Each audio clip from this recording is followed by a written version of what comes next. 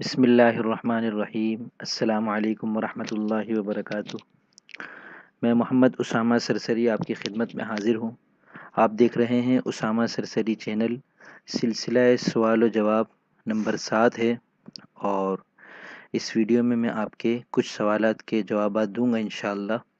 اس سے پہلے یہ عرض کر دوں کہ اگر آپ اس چینل پر نئے آئے ہیں اور اس طرح کی ہماری دیگر سرگرمیوں میں شریک رہنا چاہتے ہیں تو اس چینل کو سبسکرائب کر لیں۔ شروع کرتے ہیں۔ محترم افضل خان بنیری صاحب فرماتے ہیں کہ شتر گربا کیا ہے؟ عذراء کرم اسے مثالوں سے واضح کیجیے۔ شتر اونٹ کو کہتے ہیں اور گربا بلی کو کہتے ہیں، اور شتر گربا ایک اصطلاح ہے۔ شاعری میں جو بہت سے عیوب بتائے جاتے ہیں، شعر کے اندر جو عیوب پائے جاتے ہیں،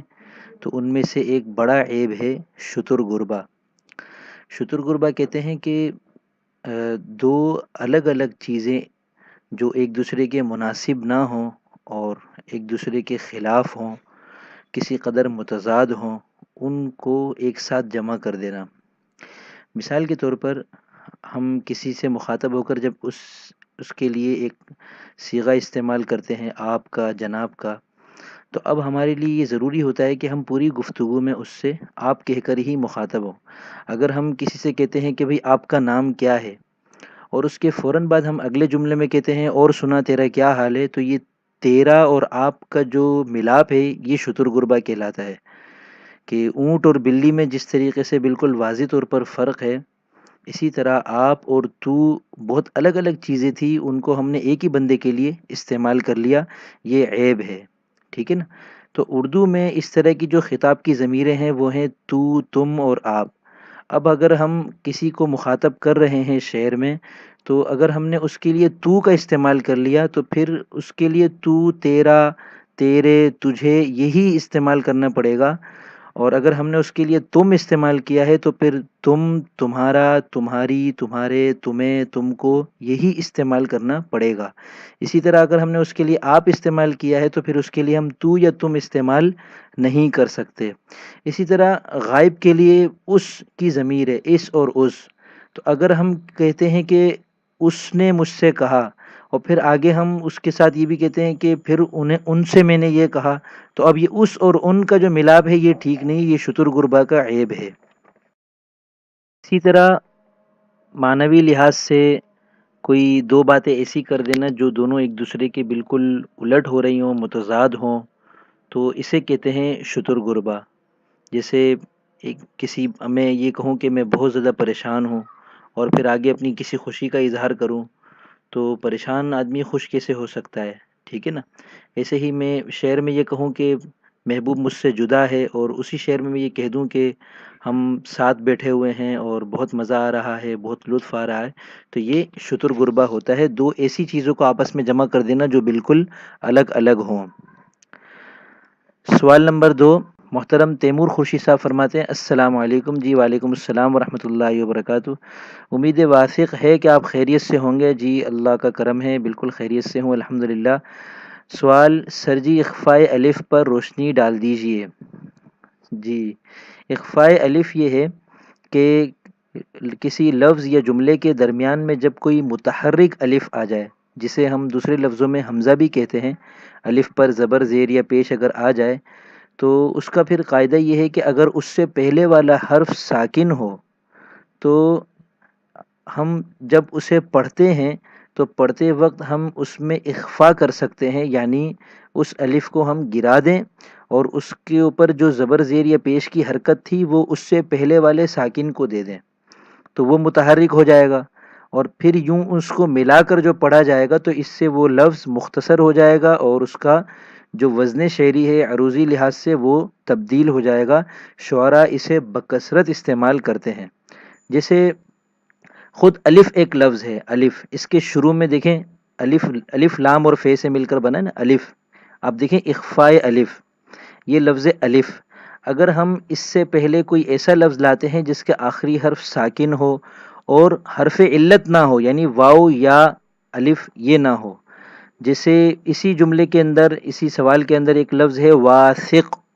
اب اگر ہم واسق اور الف کو ملا کر پڑھتے ہیں، واسق الف، مثال کے طور پہ کسی کا نام ہے واسق الف، تو اب ہم اسے دو طریقے سے پڑھ سکتے ہیں، ایک تو پورے طریقے سے پڑھیں واسق الف،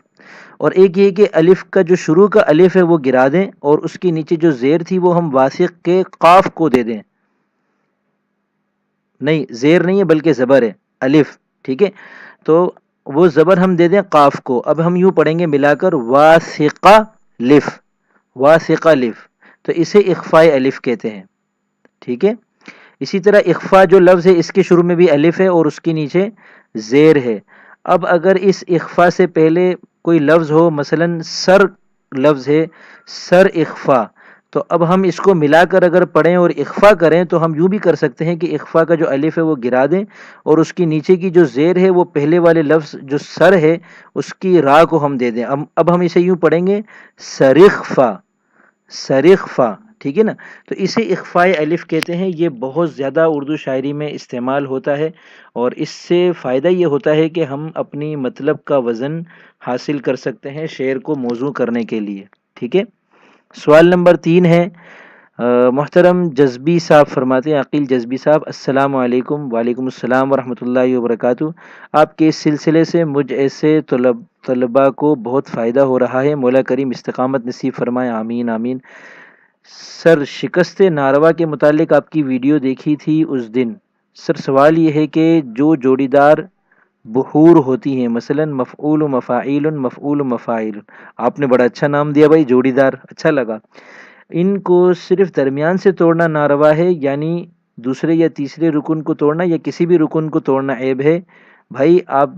کا سوال کا پہلا حصہ درست ہے، یعنی صرف درمیانی حصے کو توڑنا ناروا ہے، باقی ارکان کے درمیان ہم توڑ سکتے ہیں، دوسرے اور تیسرے رکن کے درمیان ہم نہیں توڑ سکتے، کیونکہ اس سے جوڑی دار جو آپ نے کہا نا، تو یہ دو ہیں، مفعول و مفاعیل اور مفعول و مفاعیل، دو حصے ہیں، دونوں مل کر جوڑی دار بن رہے ہیں، تو اب ان کا جو درمیانی ہے یعنی دوسرے اور تیسرے رکن کے درمیان میں توڑنا لفظ کو، یہ ٹھیک نہیں ہے، باقی پہلے اور دوسرے رکن کے درمیان بھی توڑ سکتے ہیں اور تیسرے اور چوتھے رکن کے درمیان بھی توڑ سکتے ہیں۔ سوال نمبر 4، محترم خان التمش ایوب صاحب فرماتے ہیں، السلام علیکم۔ جی وعلیکم السلام ورحمۃ اللہ وبرکاتہ، پیارے بھائی امید ہے خیریت سے ہوں گے؟ جی الحمدللہ خیریت سے ہوں۔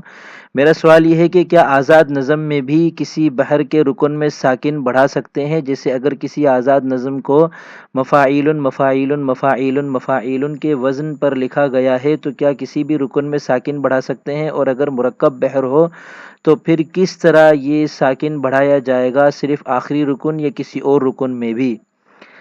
بھائی جو رکن بڑھایا جاتا ہے اس کا تعلق صرف آخری رکن کے ساتھ ہے، ٹھیک ہے، صرف آخری رکن میں ہم ایک ساکن کا اضافہ کر سکتے ہیں، اس سے پہلے کسی میں بھی نہیں کر سکتے،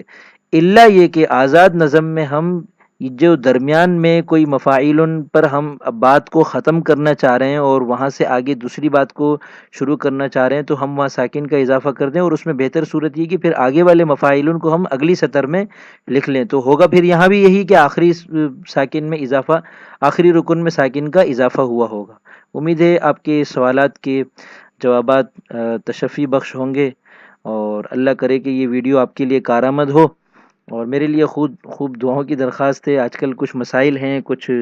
مصروفیات بھی ایسی بڑھ گئی ہیں کہ میں یوٹیوب پر اب وقت نہیں دے پا رہا، اور ابھی بھی میرا ارادہ یہ تھا کہ میں روزانہ 2 یا 3 ویڈیو بناؤں، مگر اب ہفتے میں مشکل سے میں ایک ویڈیو آپ کے سامنے پیش کر سکوں گا، اور جو اصلاح و تنقید کا سلسلہ شروع کرنے لگا تھا وہ ابھی فی الحال میں نے روک دیا ہے، کیونکہ مصروفیات اس کی اجازت نہیں دے رہی۔ ایک ویڈیو بنانے میں آپ کو دیکھنے میں 10 منٹ لگتے ہیں، مجھے بنانے میں تقریباً 1 گھنٹہ لگ جاتا ہے، اس کی تیاری کرنی پڑتی ہے، پھر بسا اوقات بیچ میں بچے شرارت کر لیتے ہیں اور کوئی اور آواز آ جاتی ہے تو پھر مجھے اثر نو ریکارڈنگ کرنی پڑتی ہے، پھر اس کو ایڈیٹنگ کرنی پڑتی ہے اس کی، اور پھر اسے آپ کے سامنے پیش کرنے میں مجھے گھنٹے، 2 گھنٹے، 3 گھنٹے لگ جاتے ہیں، تو یہ میرے لیے بہت مشکل کام ہے روزانہ اتنا وقت نکالنا، اس لیے اب انشاءاللہ میں ہفتے میں 1 آدھ ویڈیو آپ کی خدمت میں پیش کیا کروں گا۔ السلام علیکم ورحمۃ اللہ وبرکاتہ۔